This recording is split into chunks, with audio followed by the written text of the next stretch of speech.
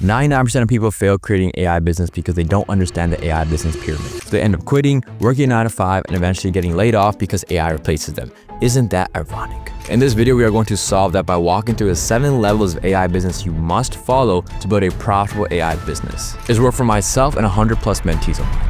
Level 1 is a watcher. This is the first and absolute beginner level of starting an AI business. Most people here have just either found out what an AI business is or they're thinking of maybe starting one. But these people have one thing in common. It's that they take no action and all they do is consume. They are addicted to learning but adverse to execution. In fact, a lot of you are probably stuck at this level. You know every tool, you've heard about Claude Code, Cursor, you've probably seen 27 different YouTube videos, you save prompts, you save end-to-end workflows, but you don't actually have any business. You just tell your friends, I'm learning about AI. So as a result, nothing is built, nothing is posted, there's no app being created, and nobody can pay you because there's nothing to buy. You take zero action. So if you are stuck at level 1, your only job this week is to build something ugly, and I mean ugly, and just make one post on X and Reddit about it. Because the real barrier at this level is not skill, it's the fear of trying and being seen trying. I've seen it over and over again in entrepreneurs. They go into research mode because it feels safe. The moment they're asked to take action, they get very nervous. This cannot happen to you. And the moment you create your first product and create your first post on social media, you will start getting the habit of it and you'll realize, wow, I was just overthinking this the whole entire time. It's actually really easy. And if you ever want to make it to level 2,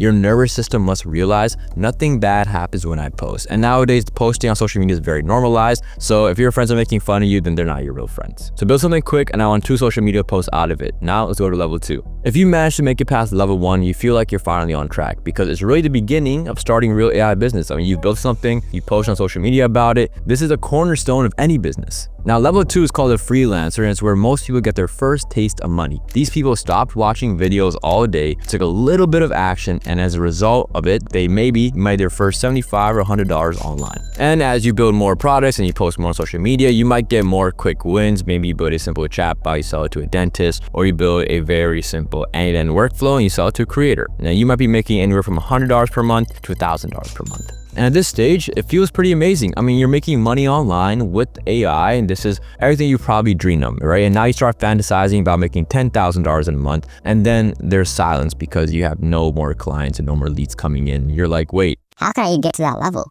Well, the real name of level 2 isn't just a freelancer, it's called the freelancer trap. Earnings are random. One month you make $600, the next month you make 0. One of my students, Ron, was stuck here for months before he started working with me one-on-one. He built various software solutions, sold stuff for a couple hundred on Upwork, but nothing substantial. See, you must follow a proven system, and this will become apparent as you move up the levels. When you're selling AI chatbots, automations, or AI setup, the client doesn't actually know what they're buying or why they need it. There's no urgency, no clear outcome, and there's no reason to pay you more. Hence, you're stuck in a trap, a freelancing trap. But the key is the moment you tie AI to a specific pain, like missed calls, slow follow-ups, or lost leads, selling becomes easier, prices go up, and clients stick around longer. I introduced this to Ron, and he learned how to build data-driven systems, market, and effectively get clients, and he got his first $5,000 client in just 5 weeks. And 4 months later, he was closing 5-figure deals. That's how you get to the next level, the niche offer builder. This is where it starts to get real. AI business owners stop trying to sell AI services to everyone, but instead, they focus on one niche, one painful problem, and build an offer fixing that exact issue.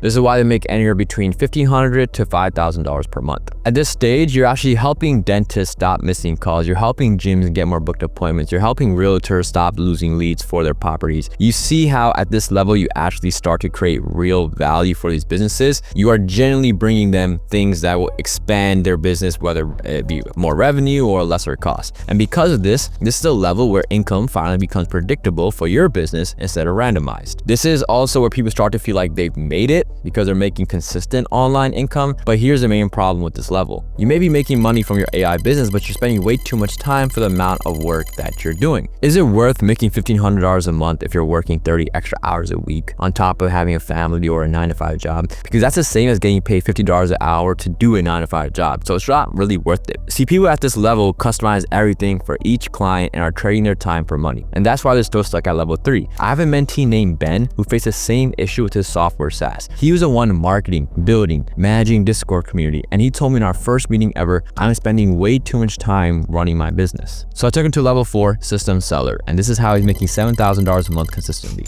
And we were making what, like £20 a month, and now we make like just below 5 figures. Being a system seller is just like being a niche offer builder, but with one major difference. Instead of sticking with certain tools, you're building outcomes for clients that are reproducible. That was a crazy stutter. Business owners start selling systems that run part of a business better. For example, leads come in, they get qualified, they get followed up, appointments get booked, no-shows get reduced, customers get nurtured, and the owner sees everything that's happening in a dashboard. That is a system, and the business owner that you're selling to just has to make sure everything is, working. Ladon, one of my youngest mentees at just 19 years old, built a dental AI system where an AI assistant was deployed on the guy's website, handled call bookings, and displayed the lead information in an easy-to-read dashboard. Yeah, I know that run-on sentence seems like a lot, I'm talking a lot, but in reality, it's just a bunch of small automations stitched together in one smooth, repeatable workflow. You have some end-to-end in there, you have some retail, and you have a lovable base dashboard. And all he had to do was provide each of his dental clients with their own login and password and deploy the AI assistant on their website, which is like a simple copy-paste of a JavaScript tag.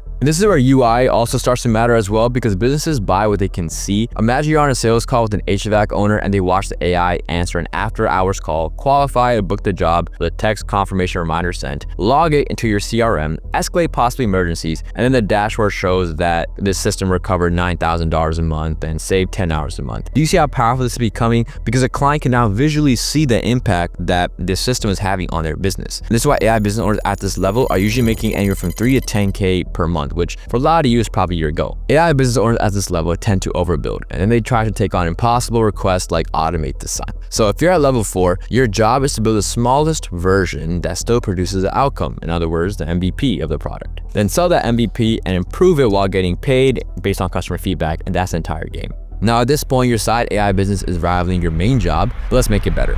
This is where we get to level 5, the AI agency owner. And this is not what you see online. This is where income really starts to skyrocket. I'm not talking about you only have one client and you claim to be an AI agency owner. No, you are building real AI systems that can completely replace someone's job. An AI voice system to replace the front desk at a dentist. An AI Facebook ad manager system that tracks competitor ads and adjusts your ads based on competitor performance. I actually sold a system like this for $11,000 and it was purely end-to-end. It simply reallocates budget to winning ads and removes ads that are not converting, and for a bonus, even creates ads for the client. Now here is where the skyrocket effect takes in. You must prioritize relationships with current customers at this level. Do not look at each customer as a one-time project, maybe with a retainer, but look at them as someone you can sell again and again and again to, like completely new projects. See, the rule of business is if someone pays you once and you deliver, then they are willing to pay you again. One of my mentees landed $30,000 a year annual payment from an existing client for a new project. To get this deal, he invited his client out for dinner and paid for it. See, that is a level of relationship building you have to do with your big ticket customers if you want to upsell them in the future. Yeah, some people employ personality hires. Yes, you have to make sure you have a good personality with your customers.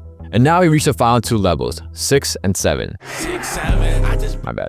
These next 2 levels are the highest levels of an AI business, and this is exactly where you want to be in the future. Level 6 is when you go from AI agency owner to AI business owner. And instead of building services, you're building real products. For the past year, this is where I've been before moving to level 7. And this is SaaS level. This is where shit gets real. You stop being the engine and you build an engine that runs without you. You build one solid, repeatable product, hire a team, and go scale as hard as you can. You focus on getting as many clients as possible and giving them amazing results. Many AI business owners stay here for decades, and that's perfectly fine. This isn't just another level up. This is one of the biggest shifts in the entire ladder. You stop asking, How do I build this? and you start asking, how do I get this in front of the right people every single day? Because once you build your product and it works, the bottleneck isn't the building of the product anymore, it's distribution. It's just marketing. Think of Cluely. Cluely's founder, Roy Lee, got dragged into headlines after building an interview cheating tool and getting hit with disciplinary action at Columbia.